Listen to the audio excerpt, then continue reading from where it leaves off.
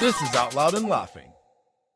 What is up, Chosen fam? Welcome back to the studio. Today, we're sitting down with a man whose life sounds like a masterclass in both the blues and the breakthrough. He's a prolific pianist and entertainer, a super sexy, rich, and deeply grovel voiced crooner, and a storyteller who isn't afraid to let the seams show. Whether he's pounding the keys with his band Mutts or sharing the most intimate chapters of his life in his new book and album, guess what? I love you. He's proving that you can find a rhythm even in the middle of heartbreak. Please welcome to the pod the raw, the talented, and the amazing Mike Maimone. How are you, sir? Thank you for having me. I appreciate it. I'm doing Of well. How are you course. guys? We are good. We are excited to have you here. We are so thrilled. And honestly, just listening to the new tracks, Mike, there has been so much soul there. So good. Yeah, but before we dive into all of the heavy hitters and everything, how are you doing today? How's life treating you right now? And it's a beautiful day, so I'm thankful. Are you being sucked into the whirlwind that comes with the release, or how are the days? I am. It's been a lot of interviews and things like that, which is fantastic. It's great to see that the story is resonating with people. The social media stuff is going really well. Um, Touring wise, the shows are heavy. Not heavy, they're very packed with emotion. So we ride a wave. We start with a lot of the fun stuff, then we get into the heavy songs and try to leave everybody smiling and laughing. But it's taking a lot out of me. I wasn't anticipating that. So I'm actually glad that the tour is spaced out pretty far between shows. So we're gonna make this a slow tour. We're definitely going to be able to talk about all of those things. Thank you for sharing them with us. And we have to let you know we've been doing our homework, and your journey is simply fascinating, right? So you went from being a kid in Ohio playing Ode to Joy to a college athlete at Notre Dame, right? So, as you played these smoke filled clubs in Chicago, if you looked back at that younger version of Mike, the one juggling sports, the one juggling piano, did you always know that music would eventually win, or was there a specific moment where you realized that the corporate or athletic path just wasn't necessarily the vibe? Saw this as my path growing up. I need to clarify because my bio, there's so much in there that it gets condensed. Did not play varsity football at Notre Dame, tried out. I was a varsity athlete in high school. I played against LeBron in basketball. That's actually probably my claim to fame still in this point in my life. Yeah, But That's it's a pretty good awesome. one. It's a great yeah, one. Yeah. yeah. So I went to Notre Dame because my dad went there, and I figured, why not? He's a great guy. Might as well follow in those footsteps. Can't go wrong there. I just figured, I would have a job at the end of 4 years if I majored in accountancy. And that's really when I started to play in bands. And I had always taken piano lessons growing up and did recitals and that whole thing. But this was the first time I got that taste of collaborating with other musicians in real time and taking nothing and then working together and turning it into a song and then presenting that to people on stage and having a lot of fun, just so much drinking and partying going on. And that's when I was like, maybe this is what I want to do. Maybe this is a I, little I better like than this. accounting. Yeah. So that's when I started to see that that could be a possibility. But really, I took a job in downtown Cleveland for accounting after school. And then I was driving back from a client really late at night. I'm sure accountants have like a busy season. And so we were working like 16-hour days. And I hit a patch of ice coming through downtown Cleveland on I-90, spun out. A semi nearly collided with me, and I came to rest on the freeway. Luckily, it was like midnight, so there weren't many people out there. Uh, but I was facing the wrong way on the interstate going, I don't think this is what I want to be doing with my life. It was like that moment of clarity. And so I put in my notice and quit my job and called my college bandmates up. I'm like, why don't we like give this a go? And we all moved into an apartment together in Chicago, and it was like the real world. It's kind of a reality show for a summer. It was really fun. I First of all, I love that you attributed a car accident to accounting and you got out of that career altogether. I think Please that's amazing. Yeah. talk about a specific Yeah. moment. Take the Yeah. side. But I mean, you mentioned Chicago and you had mentioned that Chicago really defined like your stomping grounds era. You've been called a triple threat on the keys, but your lyrics have this kind of raw Midwestern grit. Does that no nonsense honesty come from your Chicago roots, or is that just what happens when a queer man stops trying to fit into a box that people build us Right. in? I think a little column A, a little column B. Yeah. I do think having lived now in several music markets, Chicago to me has the most grit and attitude, and uh, a lot of the bands there just don't give a shit. They Mm. don't. It's for better or for worse. They don't really care if people are at their show. The point is to be making music, and so I got a lot of swagger from the people that I first started playing with in that scene, and yeah, and I think my bass player when I started Mutts, Bob Buckstaff, he just brought that factor of like, let's make it weird, let's make it cool, like stop trying to fit into a box. So yeah, I attribute a lot of that to them.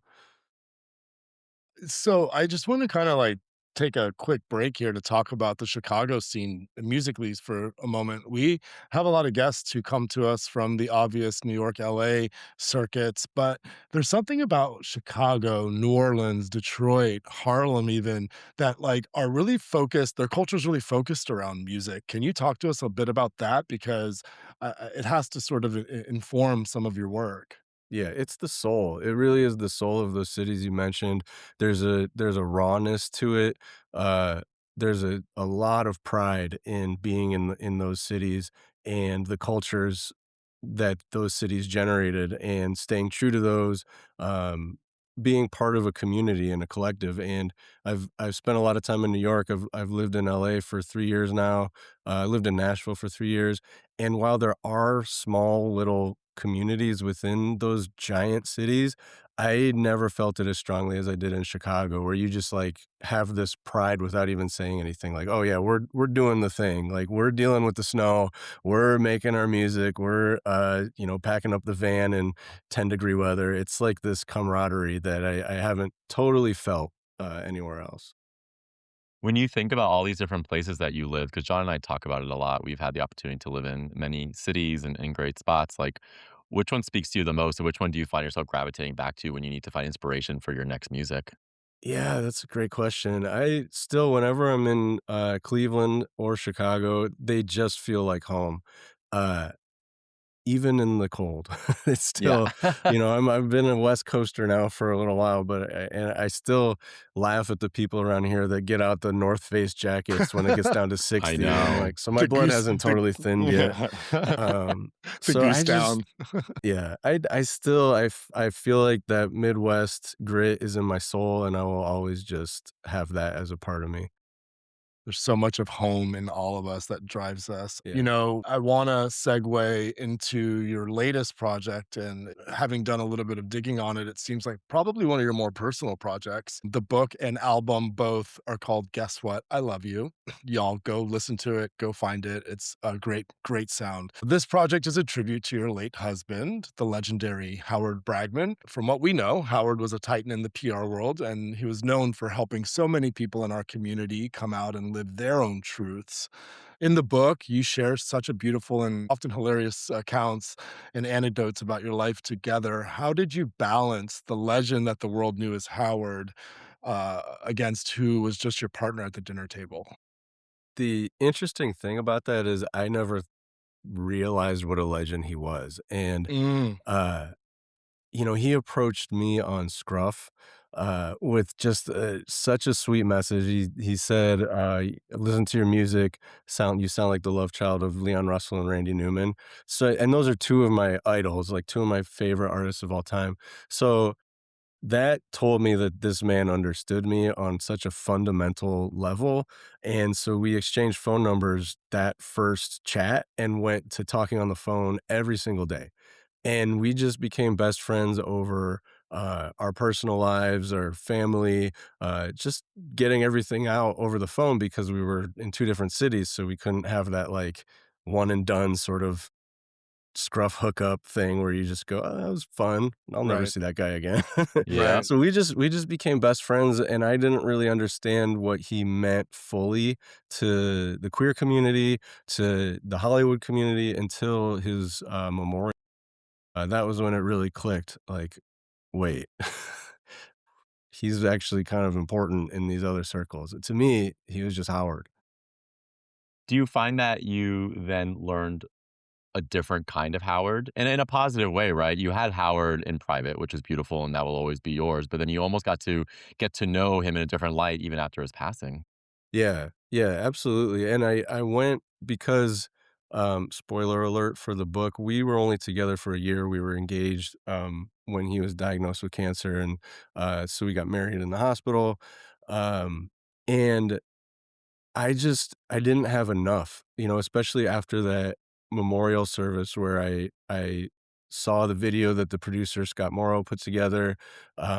I talked to a couple of the celebrities that showed up, and that's when I started to think like this is not what I thought it was, and I just wanted more. So I was anytime someone called me offering condolences or texted me, which was another amazing thing about Howard and his network, it shows what a truly genuine person he was, that so many people from his life reached out to me. That we were only together for a year, but I had his family, his chosen family, his former clients and colleagues just reaching out to me, offering their condolences and wanting to talk about Howard, like wanting to share their personal stories of how Howard helped them and how Howard improved their lives. And so I just became like this lightning rod for stories about Howard and gathered them as much as I could. Isn't it amazing when we think that no one's listening, that the world just shows up? And this sounds like one of those moments where, in a life that felt so humbly Howard, that with tragedy and with his loss, that everybody just came forward to really show and testify what it was he meant. It brings to me this question about your work, because love is one of these things, in my opinion, that we take on those forces, and that soul of Howard, and that legacy now has been left with you to some degree and everybody else's life who he touched. What has changed in your work? I mean, I understand there's probably a ton here, but what comes to mind for you?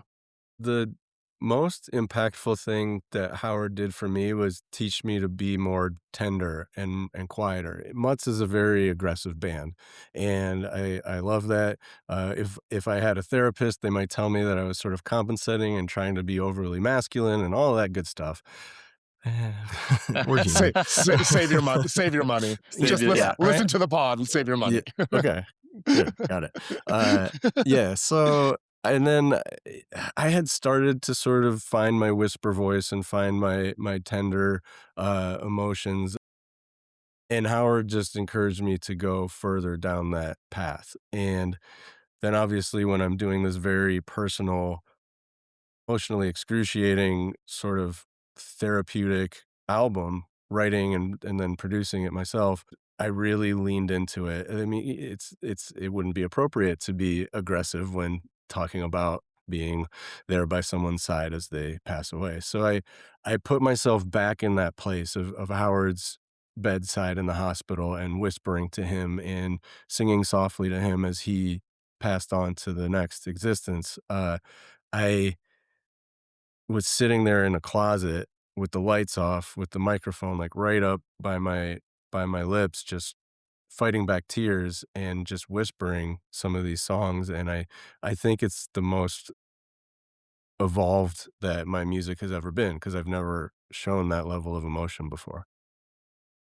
You almost brought me to tears. I know. I mean, and well, something that you had mentioned, Mike, at one point is, you mentioned that laughter becomes a massive part of the healing process. And John and I have also in the last year have dealt with loss of family as well as some pets who to us were family. And Of so, course, that's so fun. there's a specific kind of dark humor that exists, Right. especially in the queer community around dealing with loss. And was Yeah. there a moment during the writing of the album or the book where you caught yourself laughing at something probably totally inappropriate and realized, okay, I'm gonna be all right? So many of those moments because Yeah. Howard was hilarious. He's just a funny, quick-witted guy, like, just so Yeah. fast with his comebacks, and a lot of that made it into the book. I mean, in the hospital, like, facing down his own mortality, he had us laughing. Like, that just ma I was in awe. It was like, when I'm reaching the end, if I could be like that, that means I've lived a good life. So, yeah, there were a lot of moments as I was writing the book where I was just like, "I can't believe that he said that while, he was in a hospital bed." some of the songs are funny because I wanted the arc of the album to show, side A is all of the good stuff. It's meeting, it's all the excitement of being in a long distance relationship and traveling together, and then, deciding that we were going to get married. So there's some really funny stuff in there that made me laugh as I was doing it. What's your favorite moment that you hold on to that, like, you just recall and it just brings you back to laughter? Do you have one? Yeah, this story's in the book, but, we were in, Sedona for my birthday. We took a road trip together, and, we went on this tour with, like, 10 other people on this bus, and the tour guide is pointing out all this stuff, and we're stopping and getting out, and then, she says, like, right before lunch, we passed this giant house on a hill, and she said, "That was Lucille Ball's house." And Howard leans over to me, and he's like, "I don't think Lucille Ball ever lived in Sedona." And everyone heard it. Everyone, like, turns around and looks at him, and the tour guide got so indignant. She's like, "Yes, she did," and she starts going off on Howard. At lunch, Howard gets his phone out, and he goes, I know Lucy Arnaz. She's a friend of mine. I'm gonna text her and ask her if her mom ever lived in Sedona." I was like, "Of course you know Lucy Arnaz, like, you know everybody." That's so Uh funny. and we get back in the van after lunch, and the tour guide sort of clears her voice and makes sure everyone's listening and says, "I was just alerted by my boss that Lucille Ball's people called, and she never actually lived in Sedona, so we are never allowed to mention that again." And everyone just looks at Howard, and he's like, just this, like, devilish The fact grin on his checker. face. I Yeah, love it. I love yeah, it. yeah. Didn't she actually live in Palm Springs? Yeah, I think she had a Yeah, house there as well as yeah, Hollywood. You better get it right, Hollywood. John. Howard's gonna come and I know. Oh, you know? I've not got thank God I've not gotten struck by lightning just yet. You raise a good point, though. I need to actually go on a deep dive of Lucille Ball. Now that I have this story to tell, Yeah. I should know more about her. Well, I don't know very much, but I've been entertained by her for millennia, so love it. What's, like, 1 or 2 things from the album that you want people to take away from it? Yeah, I think the album and the book kind of have the same message, and one of them is to hold love tightly, which is, we were so lucky that we knew what we had. I had been engaged and separated, and he had been married and divorced, and so we'd already, like, figured out what boxes needed to be checked, and we recognized so immediately that this was meant to be. If you believe in Bashert or soulmates, I think that's what we realized right away, and we didn't take it for granted. Like, it was effort, take a relationship takes work to maintain, and so, all of the travel and all that stuff and just doing very thoughtful things for each other. Anytime I saw that Howard needed something, I was there for him. So it's just hold that love tightly and value it and cherish it, but then have a very loose grip on life. Don't take stuff so seriously. Like, the important stuff will get taken care of, and at the end of your life, you're not gonna remember the thing that you missed out on with your friends so that you could get some work done.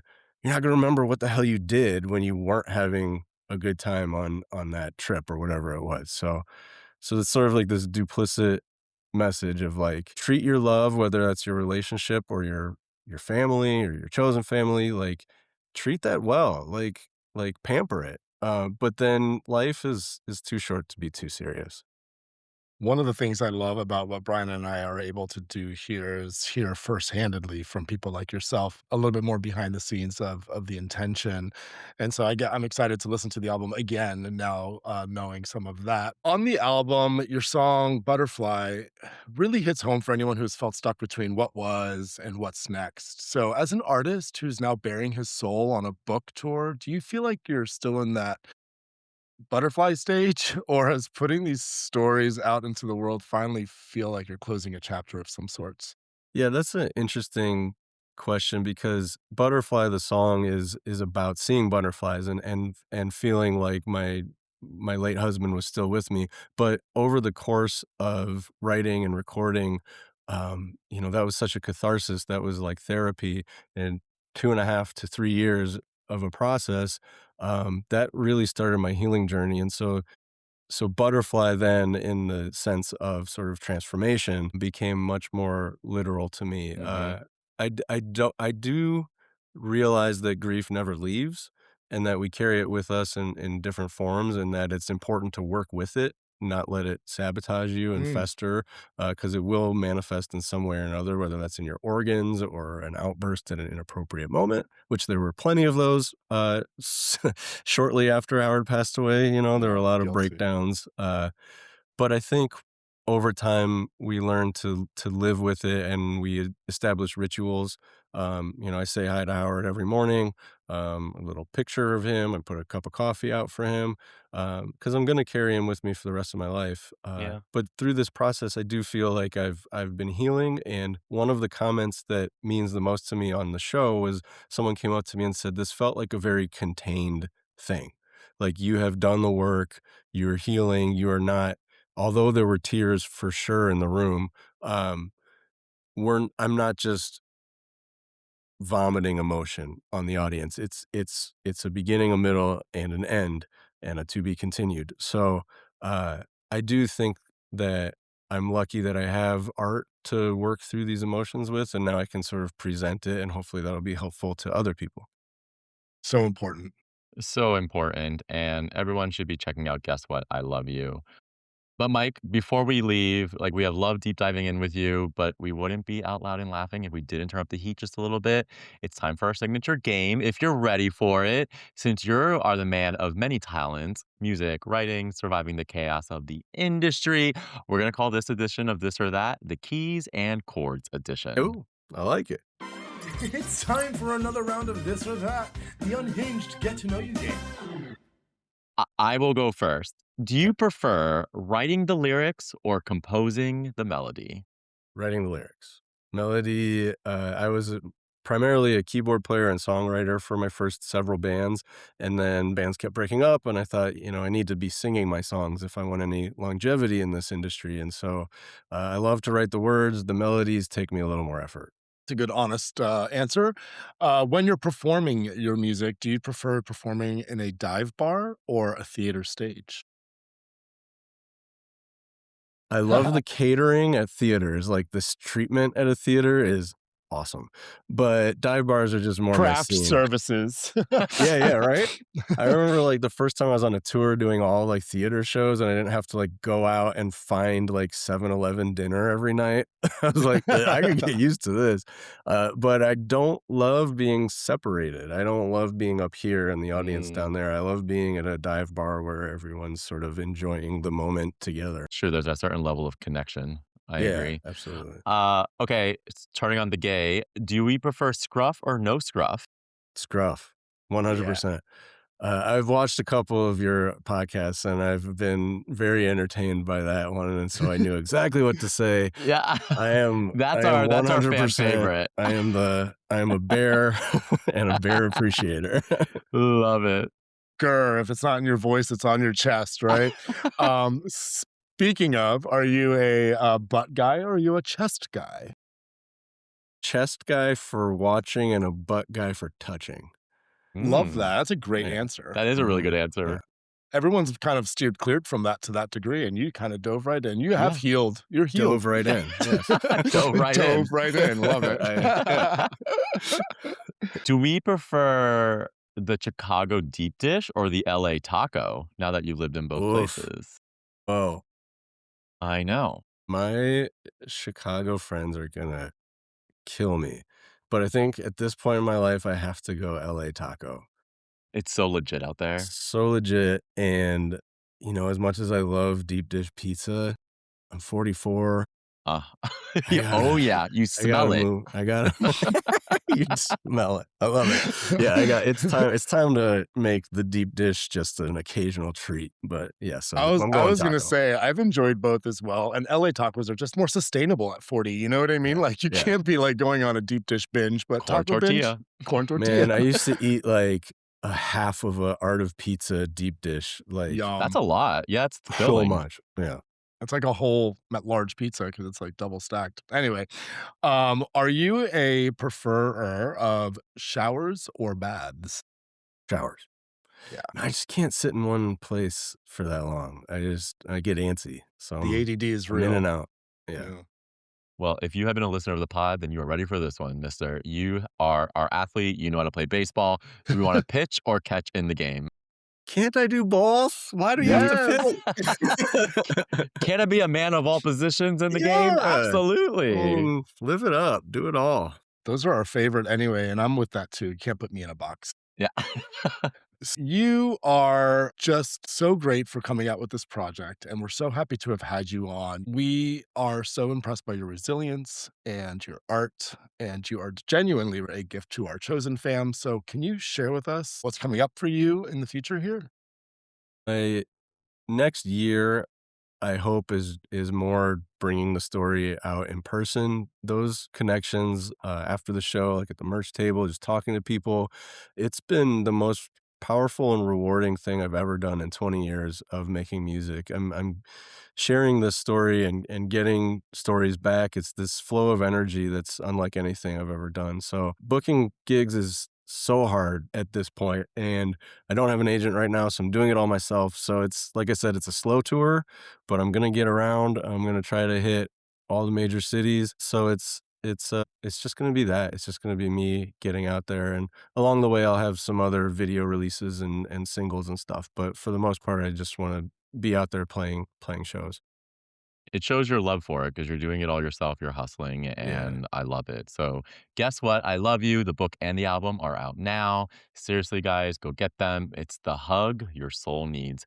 Mike, where can everyone find you and see you perform live? I know it's you're on Instagram. You're pretty yeah. active. Like, All my stuff online is Mike Maimone Music, or you can go to mikemaimone.com, and that's got all the links to get you to the book and the album and the tour dates and stuff. nice. Well, thank you for listening, chosen fam. Stay loud, stay laughing, and tell someone you love them today. And when you're graced by that fluttering butterfly you believe to be a past loved one, lean into that. The signs are what keep us tethered together. We'll catch you next time. Bye. This was Out Loud and Laughing. We're available everywhere you get your podcasts: Spotify, Apple, YouTube, iHeart, or wherever.